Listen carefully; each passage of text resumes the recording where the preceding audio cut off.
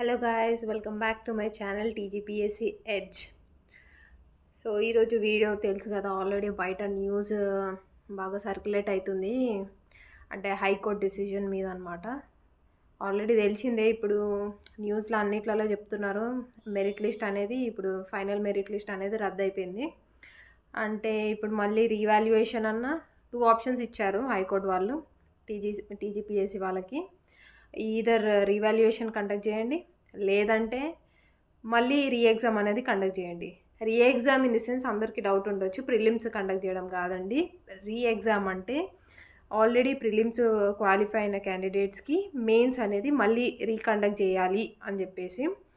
So ఇదొక news viral బయట circulate అవుతుంది బాగా.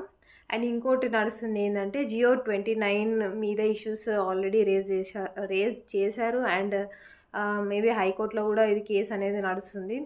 పిటిషన్ వేసినారని అనుకుంటున్నా, ఎందుకంటే చాలామంది చెప్తున్నారు బయటకు వచ్చి జియో 29 అనేది కరెక్ట్ కాదు, ప్రీవియస్లీ జియో 55 ఉండే, సో ఇప్పుడు 29 చేసినారు, దట్ ఈస్ అని చెప్పేసి దాని మీద కూడా బాగా నడుస్తుంది. చెప్పలేము, అసలు ఈ టీజీపీఎస్సీని నమ్మడం కూడా చాలా కష్టమైపోతుంది.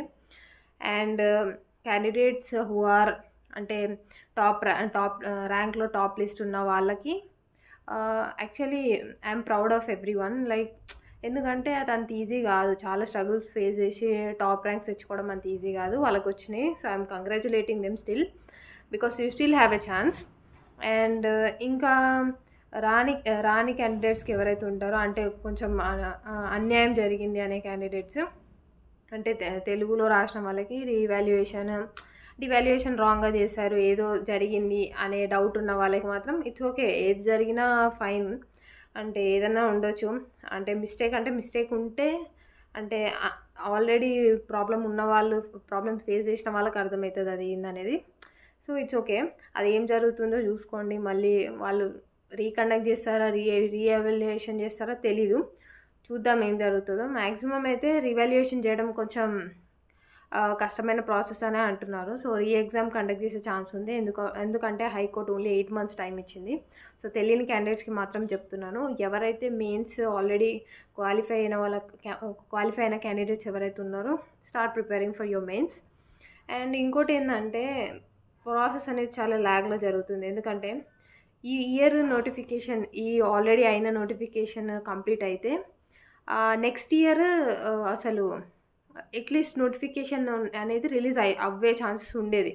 అంటే ఈ ఇయర్ ఎండ్ అని అనుకున్నారు, నాకు తెలుసు ఇయర్ ఎండ్ అవ్వదని చెప్పేసి, నేను నెక్స్ట్ ఇయర్ అనే అనుకున్నా.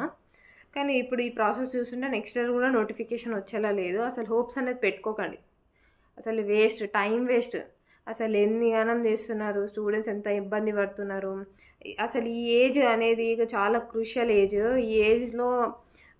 ఈ క్రూషియల్ ఏజ్లో చేసే పనులన్నీ పక్కకు పెట్టేసి ఓన్లీ చదువు మీద కాన్సన్ట్రేషన్ చేసే వాళ్ళకి మాత్రం చాలా డిఫికల్ట్ అనమాట. ఎందుకంటే అటు జాబ్ చూసుకోలేరు, ఇటు చదవలేరు, అటు ఎగ్జామ్ పోతుందేమో అనే టెన్షన్, ఇన్ని గానం ఉంటే దీనిలో మళ్ళీ క్యాన్సలింగ్, మళ్ళీ ఏదో జరగడము, మధ్యలో మ్యానిపులేషన్ ఏవో జరగడము, ఏదేదో అయిపోతుంది, మళ్ళీ ఎగ్జామ్ అనేది క్యాన్సిల్ చేస్తారు. ఇవన్నీ జరుగుతూనే ఉన్నాయి. కానీ ఇక్కడ ప్రాబ్లం ఏంటంటే, ఇప్పుడు ఆల్రెడీ రాని క్యాండిడేట్స్ ఎవరైతే ఉంటారో, అంటే అన్ఎంప్లాయిడ్ యూత్ ఎవరైతే ఉన్నారో, ఆల్రెడీ ఎగ్జామ్ ప్రిపరేషన్లో ఉన్న వాళ్ళకి మాత్రం ఇప్పుడు ఇబ్బంది అయ్యే ఛాన్సెస్ ఉన్నాయి. ఎందుకంటే ఇటు వాళ్ళు మెయిన్స్కి రాయలేరు ఆబ్వియస్లీ, ఎందుకంటే క్వాలిఫై కాలే కాబట్టి. మేబీ నెక్స్ట్ ఇయర్ కోసం నెక్స్ట్ నోటిఫికేషన్ అలాంటి తెచ్చుకుందాం అనే వాళ్ళకి నెక్స్ట్ నోటిఫికేషన్ కూడా లేదు ఇప్పుడు ప్రస్తుతానికి అయితే, నాకు అర్థమైపోయింది. ఎందుకంటే ఇప్పుడు ఈ ఫాలోయింగ్ ప్రాసెస్ కండక్ట్ చేసిన తర్వాతనే ఒక 2-3 years మళ్ళీ ఎలక్షన్స్ అంటారు. ఇవన్నీ చాలా కథలు ఉన్నాయి. అసలు ఏమవుతుందో అర్థం కూడా అయ్యేలా లేదు. సో మీరేమంటారు, మీ ఒపీనియన్ ఏంది? అసలు నాకు ఇవన్నీ వేస్ట్ అనిపిస్తుంది. ఎందుకంటే ఇట్లా సెంట్రల్ గవర్నమెంట్ జాబ్స్కి చదువుకోవడం బెటర్ అని అనిపిస్తుంది. ఏమవుతుందో అసలు అర్థం కాదు, అసలు నో హోప్ అని అనిపిస్తుంది. ఎన్నిసార్లు ఎగ్జామ్ క్యాన్సిల్ అవ్వడం ఏంది, పెట్టడం ఏంది, అసలు ఏమో అట్లీస్ట్ యూపీఎస్సీ బెటర్ అని అనిపిస్తుంది నాకైతే. దీనిల మీద అసలు హోప్స్ పెట్టుకుని కూడా వేస్టే.